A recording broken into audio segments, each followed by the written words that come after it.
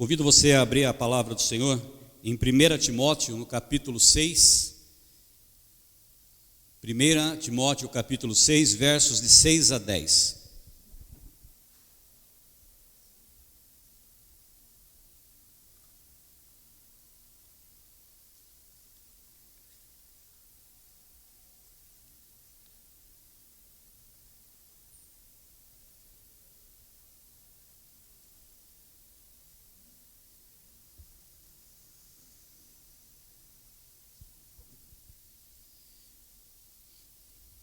Nós estamos dando sequência às lições, né? Hoje é a lição de número 7, onde nós falaremos a respeito ainda do trabalho, salário, mas o que fazer com esse fruto do seu trabalho? O que fazer com esse salário?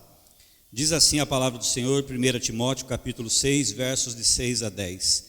De fato, grande fonte de lucro é a piedade com o contentamento, porque nada temos trazido para o mundo, nem coisa alguma podemos levar dele. Tendo sustento e com o que nos vestir, estejamos contentes. Ora, os que querem ficar ricos caem em tentação e cilada e em muitas concupiscências insensatas e perniciosas, as quais afogam os homens na ruína e perdição. Porque o amor do dinheiro é a raiz de todos os males, e alguns nessa cobiça se desviaram da fé e a si mesmos se atormentaram com muitas dores. Curva a sua cabeça, vamos orar mais uma vez. Pai, em nome de Jesus, nesse momento em que a sua palavra foi aberta e será exposta, ó Deus, a respeito de um tema que toca em nós, a respeito de um tema que muitas vezes nos aflige, que é a respeito de dinheiro, ó Deus, eu peço que o Senhor nos dê o discernimento, que o Senhor nos capacite, ó Pai, a entender aquilo que o Senhor tem para cada um de nós, que as suas verdades contidas na tua palavra, ó Deus, venha de encontro às nossas necessidades, venha de encontro ao nosso coração pecaminoso e nos faça, ó Deus, refletir a respeito de todos os assuntos que serão tratados aqui. É em teu nome, ó Deus, que eu entrego esse momento, para a honra e glória do teu nome, em nome de Jesus. Amém. Meus irmãos, o tema dinheiro é um tema muito tratado na Bíblia. E por que nós devemos tratar a respeito de dinheiro dentro da igreja? Porque essa lição, a lição de hoje, como as outras lições também, elas abordaram o tema dinheiro. A parte onde fala da sua vocação para o trabalho e outros diversos temas. Essa lição específica, ela vai abordar assuntos que estão todos os dias nos jornais, todos os dias na televisão, em revista, na mídia em geral. Esse assunto ele está lá falando a respeito de dinheiro. E muitos cristãos, meus irmãos, eles buscam zelar pelos 10% que ele consagra ao Senhor. Ele pensa muito na consagração dos 10% ao Senhor. E aí muitas vezes acha que isso já está completo na vida dele, mas ele não sabe ou se esquece de como ele vai trabalhar, como ele vai tratar os 90% que Deus permitiu que ficasse com ele. E é isso que a lição vem tratar hoje. A lição vem nos ensinar, à luz da palavra de Deus, como nós devemos trabalhar e tratar os 90% que Deus nos concede, ou os 90% que Deus nos permite ficar com ele. Eu vou ler aqui algumas notícias a respeito de consumismo, a respeito de endividamento do povo brasileiro, notícias que estão lá no Economia UOL, normalmente no Economia UOL, diz assim essa notícia, com maior inadimplência em 12 anos, endividamento atinge 79,3% das famílias. Endividamento recorde das famílias será desafio para o próximo governo. São muitas que estão aqui, né? Mas eu vou ler só mais uma. Número de brasileiros negativados atinge recorde de 64 milhões no mês de setembro. Mas o que acontece que esse endividamento, que essas notícias tomaram toda essa proporção, todo esse crescimento, não só no mundo secular, mas também entre cristãos. Aqui os irmãos podem atribuir a isso, atribuir a esse crescimento do endividamento. Me ajudem aí. Quem falou? Mau gerenciamento das finanças. O que mais?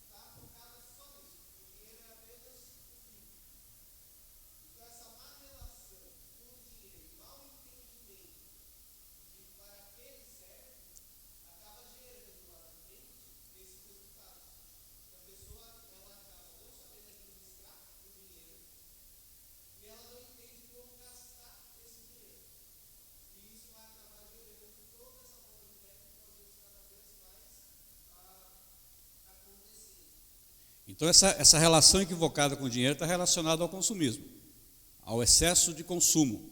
E onde esse consumismo tem raiz? No coração. Acompanhe comigo a leitura novamente aí do texto de Timóteo. De fato, grande fonte de lucro é a piedade com o contentamento. O que significa piedade? Nesse contexto do Novo Testamento, piedade tem uma conotação, tem uma ênfase diferente um pouco do Antigo Testamento. No Antigo Testamento, a piedade seria como se a pessoa tivesse compaixão, tivesse, na nossa palavra, dó, né? No Novo Testamento, uma pessoa piedosa é a pessoa que serve ao Senhor. Então é independente, essa piedade, esse piedoso, ele está independente de dó. Ele é servo do Senhor. Mas o servo do Senhor não é só compaixão. O servo do Senhor é aquele servo que ele serve, ele segue aquilo que o Senhor tem para ele.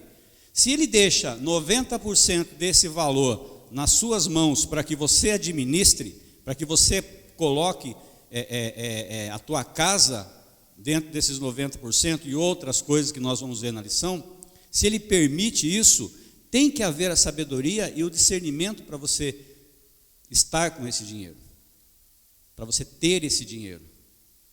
O coração pecaminoso do homem, ele costuma fazer o quê? Ele costuma olhar o que o outro tem, né? Esse é o coração pecaminoso do homem. Se eu tenho um Fusca, apesar que eu não vou falar mal de Fusca não, porque a Larissa não está aí, né? A Larissa gosta de Fusca, né? Então não é nem falar mal de Fusca não, é só uma comparação, né? Se eu tenho um Chevette, melhor eu não falar a marca de carro, né? Se eu tenho um carro bem antiguinho, né, seja qual ele for, com certeza eu vou olhar o carro do meu irmão ou o carro das pessoas que estão no mundo e que são lá de câmbio automático, de ar condicionado, refrigerado, sei lá quantos ares existem para o carro hoje em dia, né? Mas assim, eu quero aquilo, eu quero. Eu quero, mas como que o servo do Senhor tem que lidar com essa situação do seu coração? Sendo piedoso. Ele tem que entender que a palavra de Deus, ela tem que ser na vida dele em todas as áreas da vida, em todas, não somente dentro da igreja, como fora da igreja, mas em todas as áreas, na área social, na área do trabalho, tudo que você encarar diante aí do mundo, você tem que ter a palavra do Senhor como servo. Acompanhe lá então, que primeiro, no verso aí 6, ele vem falar a respeito de uma piedade, você ser servo do Senhor com contentamento. Entra naquilo que o Rafa colocou ali. O uso do dinheiro como um meio para que você tenha o contentamento, e não para que você obtenha cada vez mais coisas. Tendo o que comer, o que vestir, estejam contentes. É isso que a palavra vem dizer. Verso de número 7, porque nada temos trazido para o mundo, nem coisa alguma podemos levar. 8, tendo sustento e com que nos vestir, estejamos contentes. Ora, os que querem ficar ricos caem em tentação e cilada.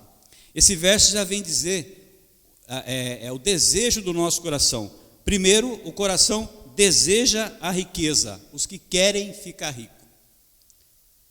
Os que querem ficar ricos.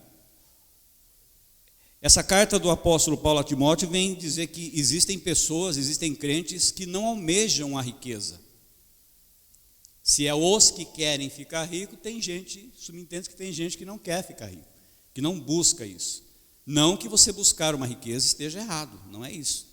A prosperidade Deus permite, Deus dá para quem Ele quer. Já foi estudado até em outras lições a respeito disso. O problema é a cilada em que esse coração dos que querem ficar rico vai colocar. Cilada e em muitas concupiscências insensatas e perniciosas, as quais afogam os homens em ruína e perdição. No decorrer da lição nós vamos ver quais são essa ruína e essa perdição. No verso de número 10 ele vem dizer assim, porque o amor do dinheiro é a raiz de todos os males, e alguns nessa cobiça se desviaram da fé. Então você querer ganhar um pouquinho mais, você querer um aumento de salário, você querer mudar para um emprego melhor, você querer fazer um concurso público para poder trabalhar num emprego que te dê uma estabilidade, que te dê mais ganho financeiro, não é pecado. O problema está nessa cobiça exagerada das coisas, está nesse amor exagerado, está em como você vai entender os 90% que Deus te permite ficar com Ele. A postura cristã em relação ao dinheiro deve ser o que está no verso de número 8. Tendo sustento e com o que nos vestir, estejamos contentes. Pois não, Paulo?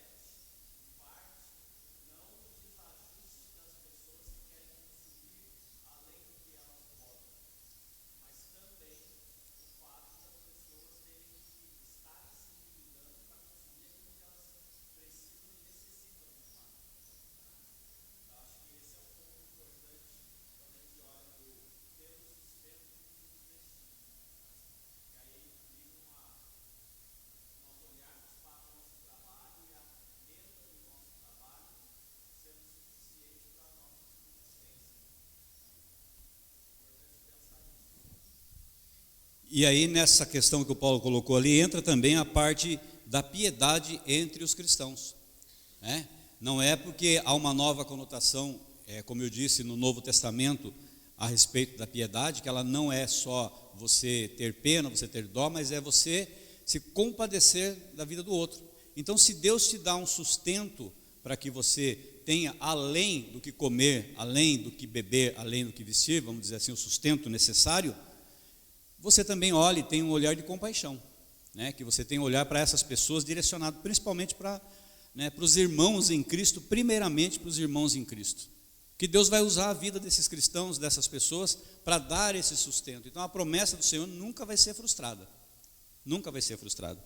Mas assim, aí a gente pega, por exemplo, nós não temos hoje temos a dificuldade de estar até pagando conta de água, conta de luz, né? Não vou nem falar conta de telefone, porque isso é uma coisa que você pode, né, você vive sem.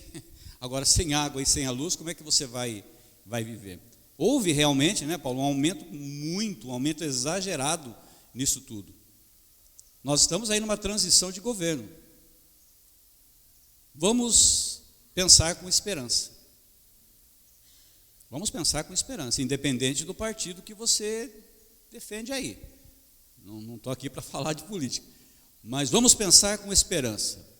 Esperança de que Cristo Jesus, de que Deus está no controle e que pode iluminar a mente de qualquer pessoa, independente da religião que ela esteja. Deus pode. Deus pode. Então nós temos que orar por esse novo governo que está se instalando aí, para que pense no povo brasileiro mesmo e que tenha essas mudanças. Todos nós somos incluídos, gente. Tá? Independente do seu partido político, você vai estar incluído. Independente se você está descontente, se você está contente, todos nós seremos incluídos nesse contexto. Então vamos orar pelas autoridades aí. Mas, voltando um pouquinho aqui, como que nós podemos então administrar esses 90% que Deus nos concede? Abra a palavra em Provérbios, no capítulo 27, no verso de número 20.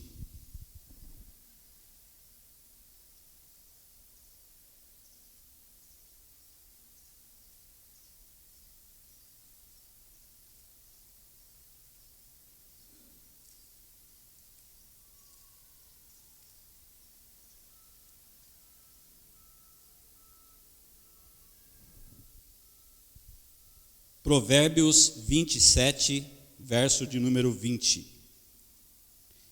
O inferno e o abismo nunca se fartam, e os olhos do homem nunca se satisfazem. É a cobiça do coração do homem. Normalmente, os consumidores, eles não se contentam de forma alguma em adquirir os produtos que são somente necessários, né? Esse consumidor, ele se torna um consumidor desenfreado, e que se estende não só às pessoas que estão no mundo, mas também aos cristãos. Os cristãos estão se tornando consumidores desenfreados, né? É comum as pessoas elas se endividarem até chegar ao ponto de não ter como pagar as suas dívidas. Aí nós não estamos falando mais do sustento básico. Nós não estamos falando do sustento. Nós estamos falando de pessoas que consomem além do que elas ganham, consomem além do que elas podem pagar. Aí é aquela questão de eu olhar, eu cobiçar e eu querer também ter, porque fulano tem, né? Eu também sou filho de Deus, então eu também tenho que ter. Não é bem assim.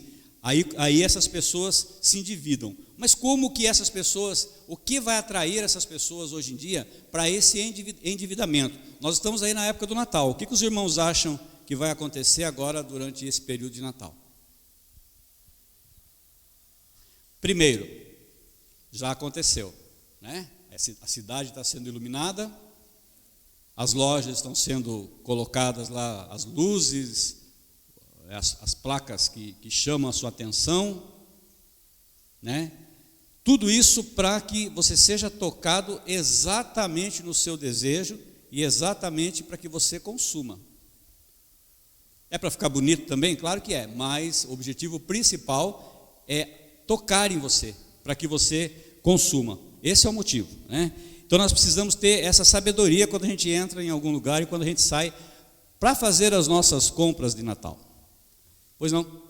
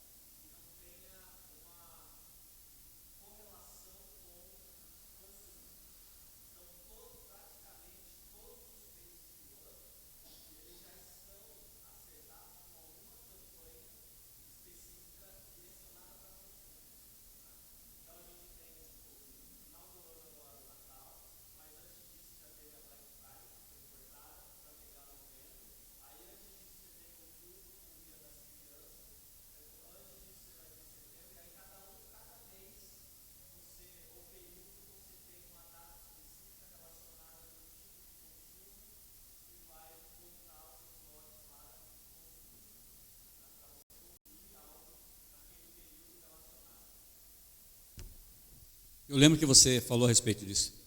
E também tem o seguinte, olha, não é só essas datas comemorativas onde já condicionam você a presente, não. Outras datas também estão condicionando, eles estão fazendo a relação. Por exemplo, o mês da saúde mental, né? O que tem a ver o mês da saúde mental com presente? Mas tem. Ou estão fazendo essa relação, né? O mês da saúde mental seria você trabalhar a saúde mental, você trabalhar a respeito de fobias, de depressão e tudo mais, né? A saúde mental, a parte psicológica da pessoa, com orientação a respeito disso. Mas já existe propaganda condicionada à saúde mental, a você dar um presentinho. Então vejam que tudo se torna uma relação comercial. E essa relação comercial tem um único objetivo, único: tirar dinheiro de você, fazer você consumir, fazer você comprar. E aí você entra nessa loja onde está tudo bonitinho lá, né? E você vai chegar lá, não sei se você fez as suas contas antes ou não, mas você foi lá. E aí você vai pensar no quê primeiro? Se você não tem o dinheiro para pagar à vista, o que você vai pensar? Pô, será que é só eu que pensei? Eu penso na hora no cartão de crédito. Então, eu penso primeiro cartão de crédito. Depois, né, outras maneiras aí, né? Cheque, né? Vamos dar um cheque pré-datado aí. Né, os mais antigos, né, os mais jovens nem conhecem cheque, né? Vamos dar um cheque pré-datado. Boleto agora tem boleto que você não precisa, não tem que ficar pegando, tem parcelamento no boleto. Então, tudo isso envolve a gente para algumas questões onde o nosso coração pecaminoso, ele vai falar mais alto, né? A maior frase que a gente ouve para o consumismo, sabe qual é? Alguém pode alguém pode dizer qual é a maior frase que a gente percebe quando a pessoa ela tem a intenção de gastar, ela não sabe ainda se ela pode ou não, mas ela usa uma frase para consumir. Ô, Camila, eu mereço. Eu mereço. Agora, os irmãos já viram essa propaganda do eu mereço na televisão? Está lá a propaganda. Eu já tinha essa ideia, eu mereço, né? Eu mereço, então eu vou comprar, né? Eu mereço, então, olha, mas por trás disso, muitas vezes está, eu mereço, porque fulano tem. Então também tenho que ter. Eu mereço fazer uma viagem para Bombinhas nesse ano, porque meu vizinho fez, né? Meu amigo fez, eu mereço. Ah, vamos fazer a viagem, a gente parcela no cartão. E esquece o quê? Que o cartão você tem que pagar. E pior, se você não paga à vista, aí pronto, aí... Não entendi, Paulo?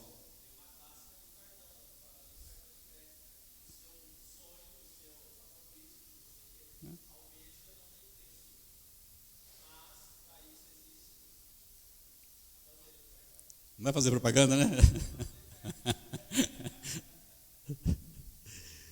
Nossa sociedade, meus irmãos, elas têm sido caracterizadas pelo consumo exagerado das coisas. Tem sido deixado levar pelo desejo do coração para que tudo isso se torne uma realidade. E para isso nós achamos desculpas para nós mesmos para consumir. Para nós mesmos, né? Então nós temos que ter uma vida com relação ao dinheiro, precisamos ser conscientes, criteriosos, equilibrados e com domínio próprio, tá bom? Vamos ler mais uma passagem bíblica em 1 Pedro, 1 Pedro capítulo 4, verso 7. 1 Pedro capítulo 4, verso 7.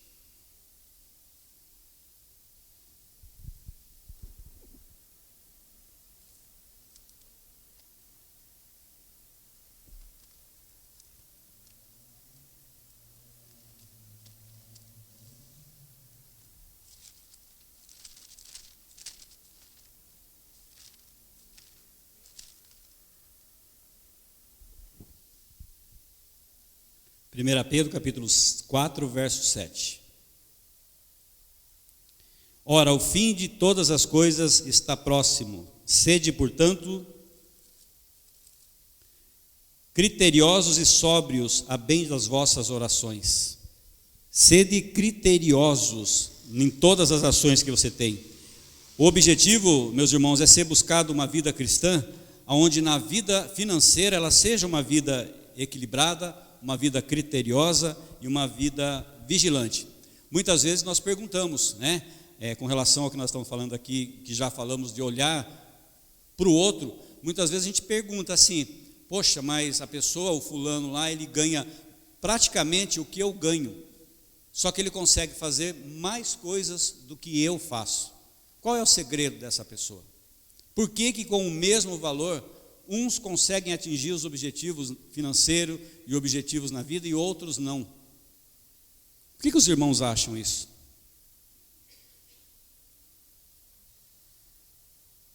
Eu vou responder. Porque esse irmão, ele consegue priorizar aquilo que realmente é prioridade para a vida dele. Então ele usa de critérios e ele determina as prioridades com relação ao gasto, com relação à sua família. Então ele separa isso por partes. Por partes. A separação por partes, ele destina, por exemplo, dos 90% dele, ele destina partes para a educação, partes para a alimentação, partes para o transporte, partes para o lazer e assim por diante. Então ele não gasta, ele não pega os 90% e ele vai gastando de forma desenfreada, né? De forma que ele não tem o controle sobre isso, né? Assim, a vida financeira dessa pessoa ela se torna equilibrada, com um valor reservado para cada coisa, né? Há uma regra que eu fiz uma pesquisa aqui, a regra que mais cita na internet é uma regra conhecida como 50-30-20. O que seria essa regra 50-30-20? Seria essa pessoa destinar, entenda que na verdade os 90% agora não se tornou mais 90%, ele se tornou 100% porque é o dinheiro que você tem. Ok? Então a soma aqui vai dar 100 por isso. 50% ele destina para gastos fixos. O que seria? Aluguel, supermercado, luz, água e outras coisas. 30% ele destina para gastos variáveis, que seria o quê? Lazer, restaurante, etc. E os 20% ele destina para os sonhos dele. Ele destina para os projetos que ele tem. Mas, meus irmãos, independente de quanto é essa conta, se é 50, 30, 20, o que você tem que fazer é ter essa conta. Se 50% para os seus gastos fixos é muito, destina um pouco menos. Se 20% para os teus sonhos é pouco, destina um pouco mais. Mas o que você tem que ter é um controle daquele 100%, 100, né, que você está em mãos. Você tem que ter um controle de onde você vai destinar aquilo. Essas despesas você tem que ter em consideração, você tem que montar isso. Se você não consegue montar uma planilha, você tem que escrever isso em algum lugar. Senão vai chegar no mês de janeiro, você vai ter que pagar IPVA e daí? Né? No mês de janeiro tem imposto de renda também. E daí? Você cai na malha fina lá, e daí? Então tem que ter planejamento a respeito disso. E todo esse planejamento, meus irmãos, ele vai gerar no futuro uma independência financeira. Então o planejamento, ele não tem, não que ele não pode começar agora, se você não tem, você deve começar agora, mas o planejamento tem que começar lá atrás. O planejamento tem que vir lá atrás com os nossos filhos. Ensinar essa criança, essa menina, esse menino, como que ele deve lidar com esse dinheiro. Jovens e adultos devem alcançar essa independência financeira para que eles possam se sustentar sem depender de outras pessoas. Há na televisão aí uma fala de que os jovens estão cada vez mais ficando em casa com a idade maior, né? Então tem lá uma propaganda que fala assim que o meu filho não é mais meu filho, ele é meu hóspede, então eu vou cobrar aluguel dele. É preciso ensinar essa pessoa que ela precisa ter o sustento dela, que ela precisa caminhar com as próprias pernas, digamos assim. É necessário que eles tenham consciência de que um dia, eles terão que pagar as suas próprias contas e viver por conta deles. Isso não é fácil fazer, principalmente para uma mãe. Para um pai, eu acho que é um pouquinho mais fácil você chacoalhar a orelha do guri, da menina, mas para uma mãe eu acho que é um pouco doloroso, mas tem que ser feito, né? Não pode ser uma ação isolada. Mas nos jovens, como que os jovens pensam, né? A maioria dos jovens, não são todos, é claro, mas a maioria pensa com relação ao dinheiro que ela ganha no trabalho dela, né? Os jovens, quando entram no mercado de trabalho, eles ganham um salário pouco, é um pequeno salário. E esse pequeno salário, normalmente, o que passa na cabeça desse jovem é o seguinte: se eu não consigo pagar o meu sustento, se eu não consigo me sustentar integralmente, então, deixa para lá. Deixa como está, deixa meu pai me sustentando mesmo, e esse pouco que eu tenho, eu vou gastar com lazer, com diversão, vou gastar com as minhas coisas. Vou comprar, né, coisinha que eu quero, para papá, mas ele não ajuda de nenhuma forma dentro de casa, porque ele entende assim, já que é pouco, eu vou usar para mim, e não vou ajudar em casa, ajudar meu pai, ajudar minha mãe a pagar minha faculdade, a pagar água, apagar luz, seja lá, né, o que for. Então, essa é a mentalidade. E os jovens precisam, gradualmente, assumir essa responsabilidade. Se você chegar isso lá para o teu menino, para a tua menina, direto, e colocar essa responsabilidade em cima dele, você vai assustar. Mas como é que a gente começa colocando essa responsabilidade numa criança? O Paulo está vivendo isso, ele vai contar para nós lá.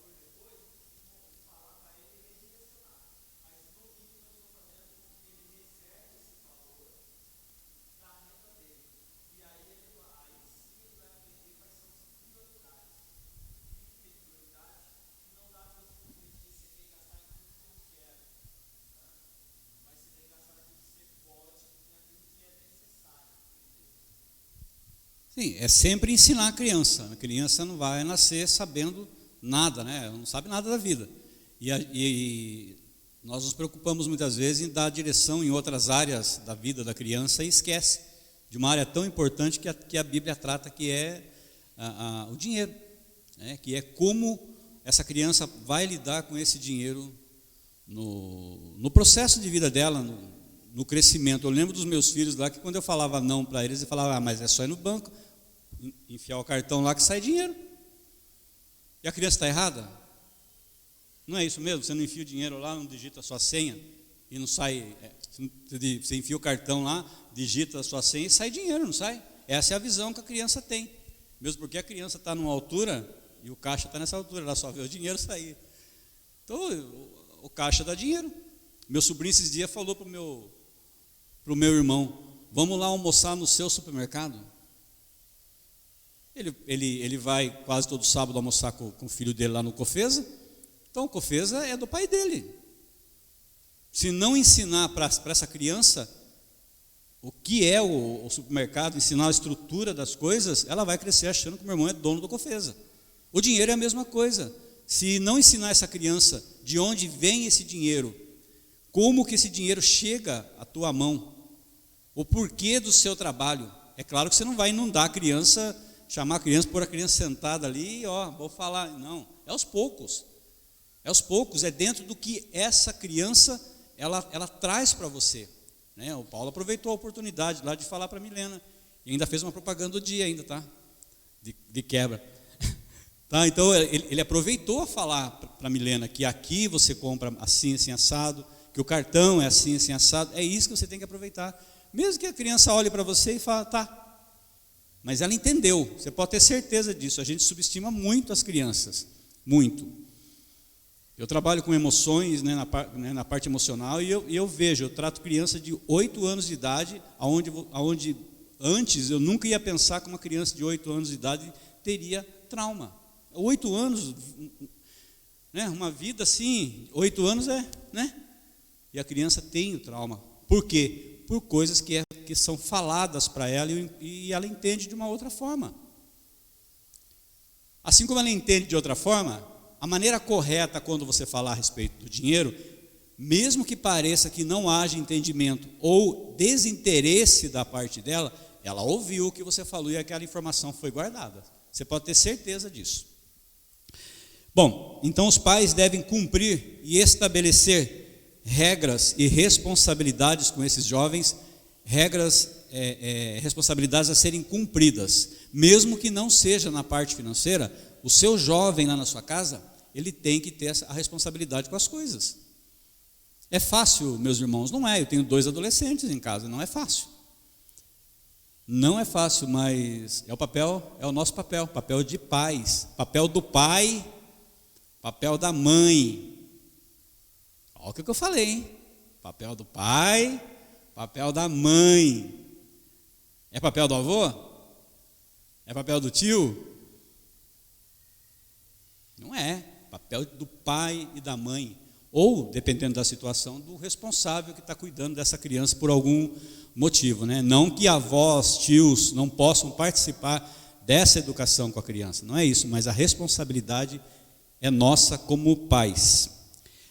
Aí, passando para uma outra parte da independência financeira, nós vamos falar a respeito da independência financeira dos adultos. Vamos abrir a palavra de Deus em Gálatas, no capítulo 5, no verso 23.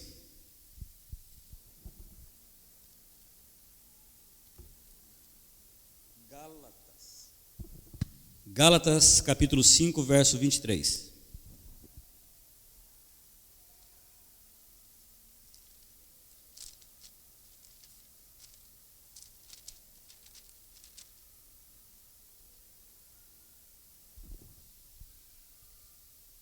Meus irmãos, quem achou pode ler, por favor.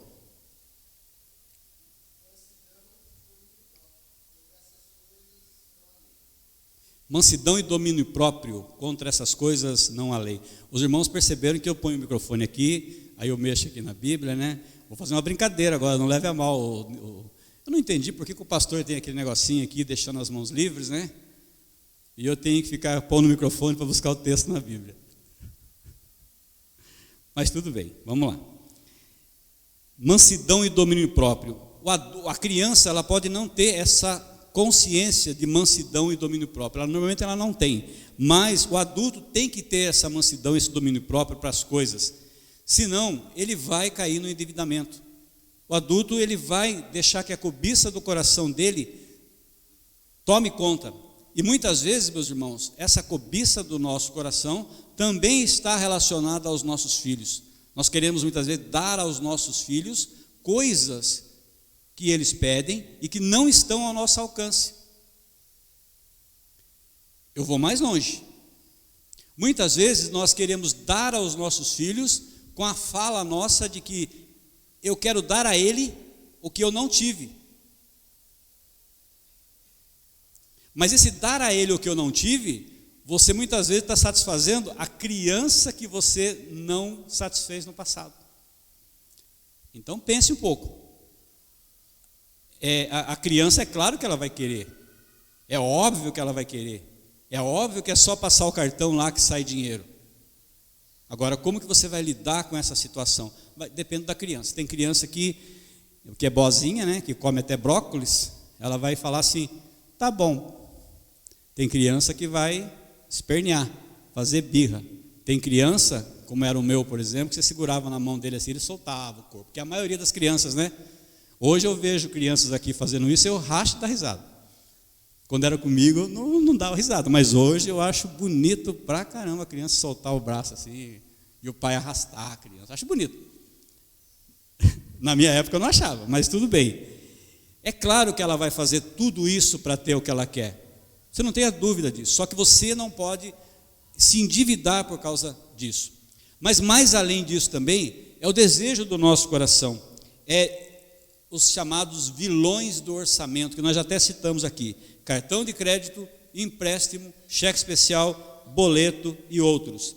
A vida do adulto, ela deve ser marcada pela sobriedade. O adulto tem que ser sóbrio. Ele tem que ter domínio próprio das coisas, dos gastos que ele vai ter. E muitas pessoas nessa ânsia, ela deixa de cumprir os seus compromissos financeiros para poder ter sempre mais. É o que nós falamos aqui. O cara tem um carro de 2014, mas o outro tem um carro de 2020, então eu também quero ter um carro de 2022 para passar na frente dele. Não é errado você querer. O errado é você deixar essa cobiça tomar conta do seu coração e depois você não conseguir pagar isso, não conseguir, né? Os 90% que você tem, e que na nossa soma aqui, na divisão do 50, 30, 20 se tornou 100%, eu já cheguei a presenciar pessoas que deixam de dizimar porque tem o boleto para pagar.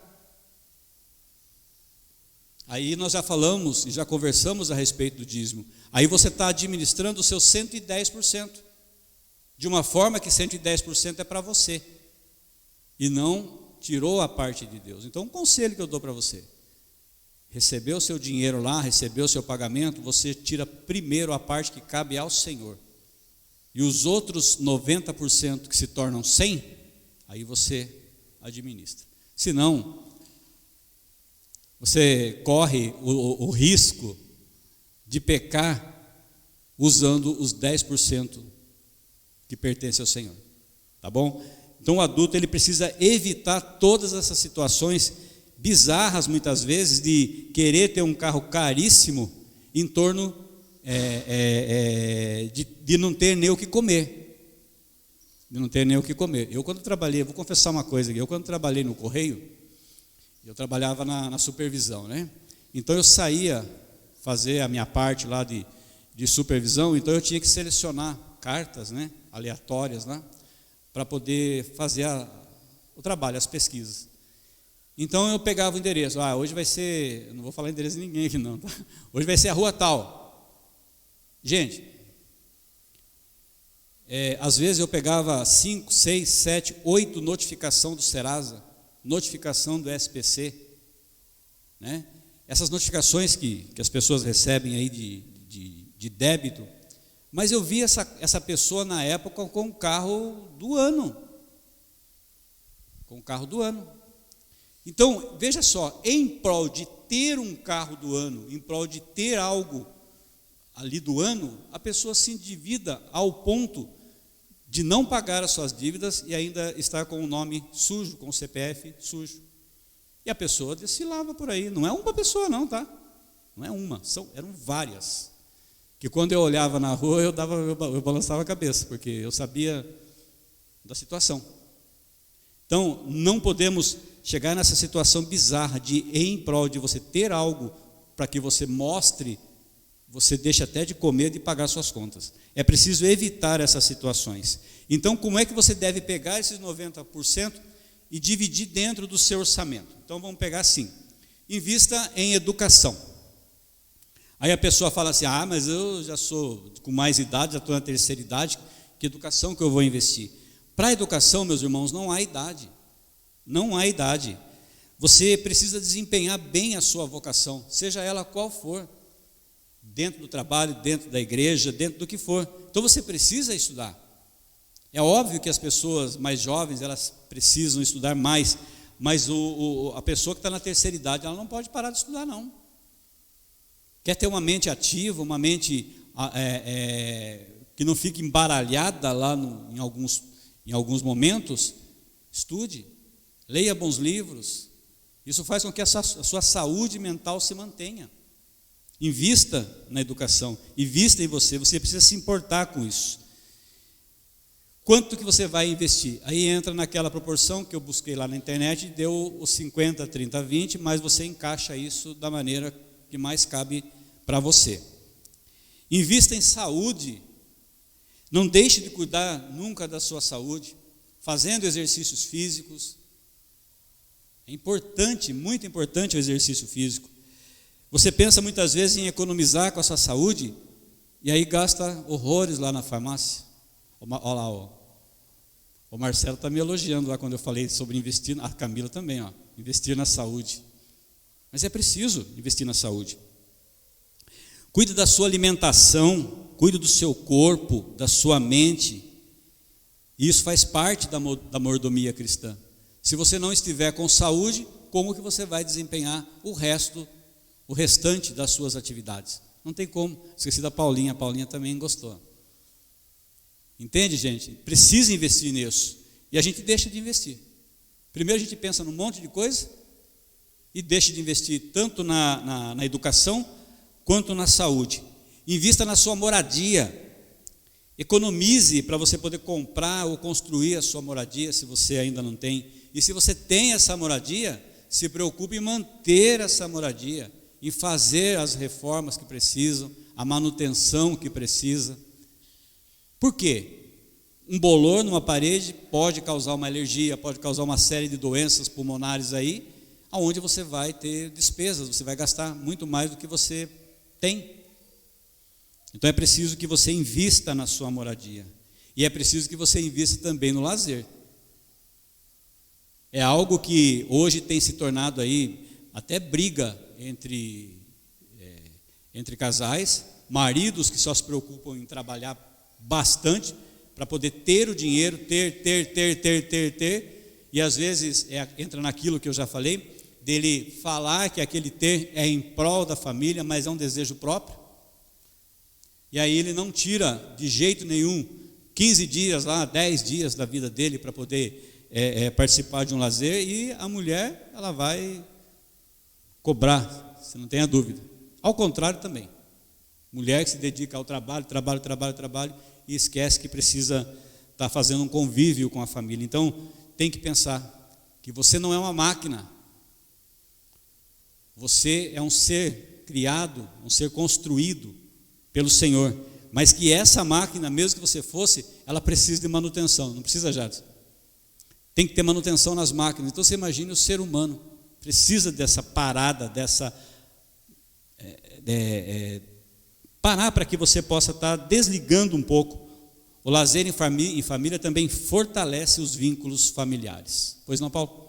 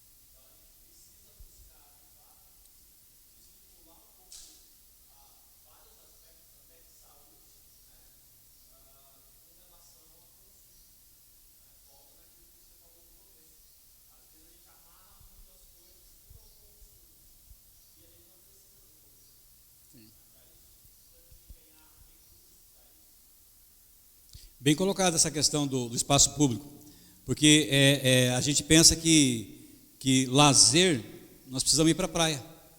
Lazer, a gente precisa viajar para cá, viajar para lá. E o lazer não é isso, tem os espaços públicos, como o Paulo falou. Eu moro do lado da praça de eventos, eu vejo isso lá. Exatamente, eu só não vi ninguém estender lençol lá, tá? E deitar, mas também não me espantaria, porque piquenique eu já vi fazer. Então, é um espaço, é um momento de você estar com a sua família, estar com o seu jovem, com a sua adolescente, com a sua esposa, com a família. Aqui em Itapeva isso não é comum, mas em outras cidades isso é comum. Então, às vezes nós pensamos que eu não tenho o meu lazer, eu não tiro as minhas férias, eu não paro um pouco do meu trabalho porque eu não tenho dinheiro. Então não é bem assim. Mas se você tem o teu salário, se você tem a condição financeira, reserve um pouquinho. Reserve uma parcela para que você tenha no final do ano ou em qualquer parte do ano alguma coisa, algo para que você possa fazer diferente. Tá? Então o investir no lazer é muito importante. E por último, meus irmãos, e não menos importante, nós vamos falar a respeito da bênção do contentamento. Né? No verso de número 7 e 8 lá de Timóteo que nós lemos, porque de nada temos trazido para o mundo, nem coisa alguma podemos levar, tendo sustento e com o que nos vestir, estejamos contentes. Nós vivemos o mundo como se nós fôssemos levar tudo daqui. Nós construímos a nossa vida em cima de que nós vamos levar as coisas. Esse é o pensamento cristão, esse não deve ser o pensamento cristão. O problema é que muitas vezes nós nos esquecemos de Deus. Nós nos esquecemos por nos envolvermos em tantas coisas, como eu falei na quarta-feira, às vezes a gente esquece até o Salmo 23, a gente não lembra. Um salmo tão conhecido, mas a gente não lembra. Porque se você for parar para pensar, você não lembra. Porque a tua tarefa é tanta no seu dia a dia, que aquilo não faz parte, não está fazendo parte. Então, é preciso voltar à palavra de Deus e entender que, tendo com o que vestir, estejamos contentes, com o sustento de Deus. Tendo sustento, você tem a bênção do Senhor na sua vida. E essa bênção é as nossas necessidades básicas supridas por Deus. Muita gente não tem nem essa necessidade, nem o suprir básico. E o cristão, ele tem esse suprir básico, da forma como eu falei. Se ele está passando por necessidade, os irmãos vão ajudar. A igreja de Cristo, ela está aí para uma parte social, ela está aí para isso. O contentamento é uma bênção da qual aqueles que enxergam a ação de Deus em sua vida como necessário para o teu sustento. Muitas vezes nós falamos, somos gratos a Deus, mas o que é essa gratidão a Deus? Gratidão a Deus é só quando Ele atende a sua oração e Ele concede algo pela misericórdia dEle para você? Não, a gratidão é você reconhecer que tudo vem do Senhor, que tudo vem do Senhor. Nada que existe, nada na sua vida, você tem por obra do acaso, mas você tem porque o Senhor permite que você tenha. Então o que devemos buscar primeiro, nós já sabemos, é o reino do Senhor, é o reino da justiça, e em primeiro lugar o reino de Deus. O sustento do Senhor, Ele nos dá diariamente. O consumismo, ele faz com que isso acabe com o planeta, né? Eu esqueci até de falar isso, a respeito do consumismo exacerbado que acaba com a vida, acaba com o planeta. Então esse é o sustento que Deus nos promete, que Deus nos dá, um sustento com o que comer, tendo sustento e com o que nos vestir, estejamos contentes. Não se prive daquilo que Deus lhes dá, mas não cobice o que é dos outros. Não se prive daquilo que Deus te dá, mas que você saiba viver com domínio próprio e com discernimento os 90% que Deus coloca na sua mão. Como conclusão, você deve evitar todas essas tentações do consumismo, deve trabalhar, deve gastar, mas deve investir da forma como nós colocamos aqui nas partes, com sabedoria, equilíbrio e domínio próprio. Eu vou encerrar com 2 textos bíblicos, 1 Crônicas, capítulo 29, versos 11 e 12. 1 Crônicas 29, 11 e 12.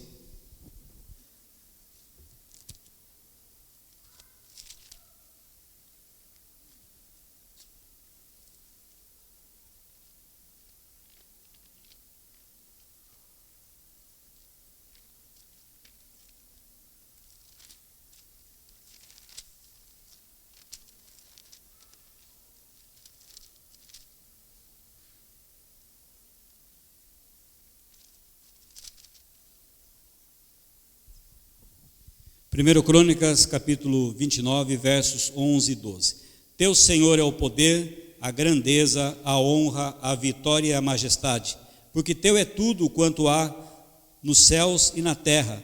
Teu Senhor é o reino, e tu te exaltastes por chefe sobre todos.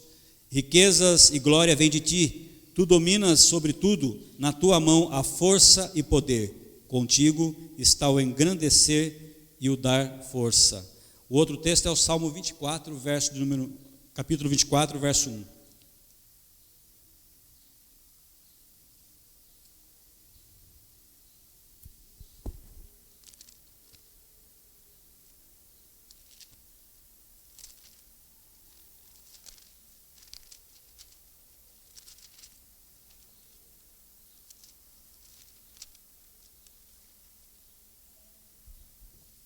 Salmo 24, verso 1.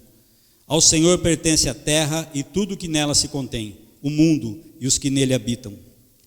O 2 também, fundou a ele sobre os mares e sobre as correntes a estabeleceu. Esses dois passagens bíblicas que nós lemos, ele exalta a soberania de Deus sobre esse mundo que nós vivemos, sobre todos os recursos, sabendo que Deus dá a quem Ele quer, mas que a provisão é tudo dele e a provisão vem dele. Alguém quer fazer alguma consideração, fazer alguma pergunta? Fique à vontade nesse momento.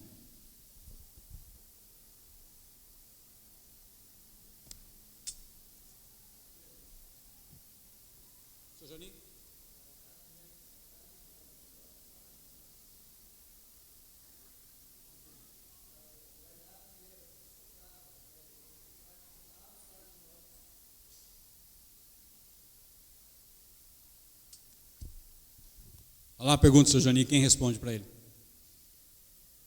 Onde você deve guardar o dinheiro? Banco ou na casa?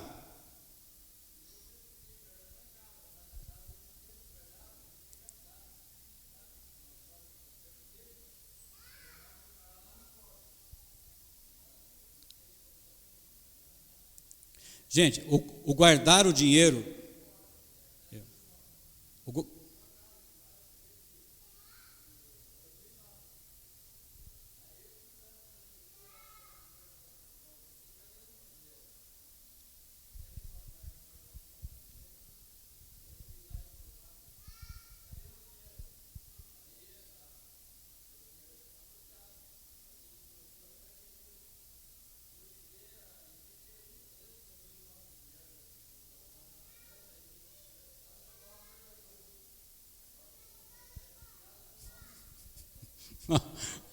Bom, gente, ó.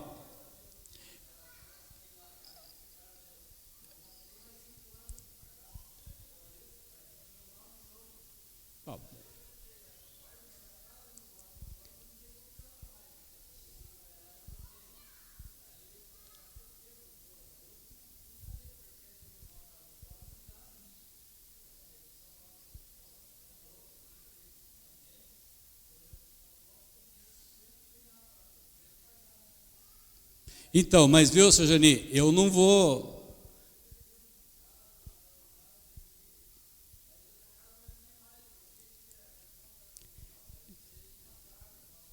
Viu?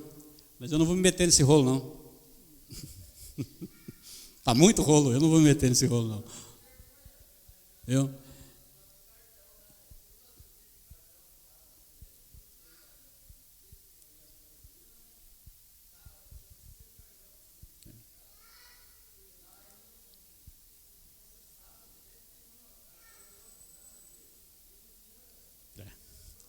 Alguém se habilita a responder lá e a se meter no rolo? Eu não vou me meter.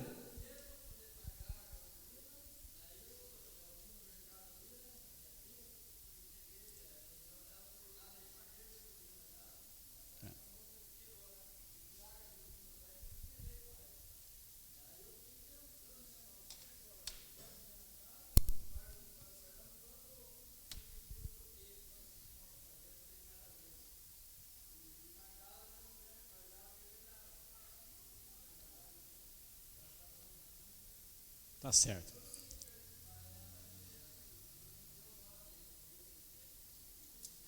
Vou perguntar de novo, hein? Alguém quer responder lá? Eu não me meto. Gilberto, vai ou não? Rafa, o Gilberto foi...